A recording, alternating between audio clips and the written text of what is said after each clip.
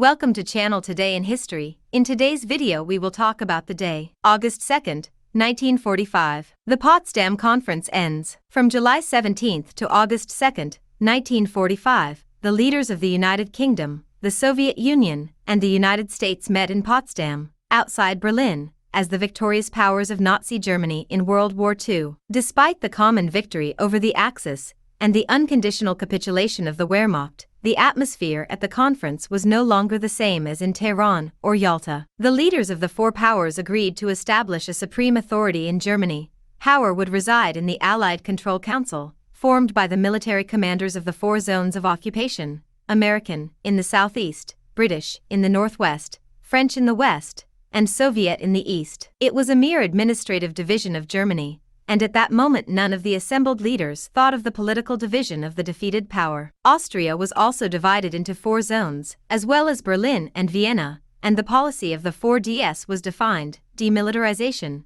denazification, decartelization, dissolution of the great German economic cartels, and democratization. This plan was to be the basis for rebuilding Germany. All National Socialist organizations were to be dissolved, the administration purged, and war criminals punished in a court that would be based in Nuremberg, the capital of the great Nazi congresses. All military and paramilitary organizations should be dissolved, and the arms industry dismantled, as well as large industrial conglomerates. Political parties and unions would be legalized again, local elections held, and civil liberties restored. The foreign ministers were tasked with preparing a definitive peace treaty with Germany. There was no agreement on the layout of the German-Polish border, but the Soviet Union imposed a policy of fait accompli by annexing important German territories to Poland and establishing the Oder-Neisse line as the definitive border. This shift in borders was accompanied by the expulsion of 10 million Germans from eastern territories and widespread population shifts across Eastern Europe. As for war reparations, it was agreed that they would be extracted by each power in its occupied area,